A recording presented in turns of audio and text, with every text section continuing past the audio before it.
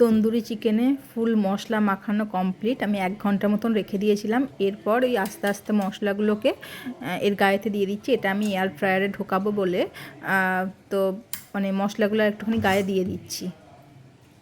অল্প অল্প করে মশলাগুলো একটু গায়ে দিয়ে দিতে হবে, কারণ অনেক ঝরে ঝরে পড়ে গিয়েছে মশলাগুলো। আমার বাঁধা ফাঁধা সবই হয়ে গিয়েছে।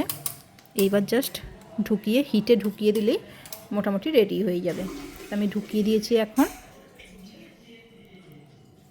আর এবার আমি এয়ার ফ্রায়ারটাকে চালু করে দিলাম।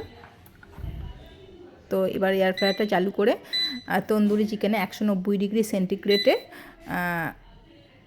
30 মিনিটের জন্য দিয়ে দিয়েছি। এই যে ভিতরে এবার এটা ঘুরতে শুরু করেছে। অ্যাকচুয়ালি এখানটা হেজি হয়ে গিয়েছে, তাই জন্য বোঝা যাচ্ছে না। তো ভিতরে দেখুন ঘুরতে শুরু করেছে।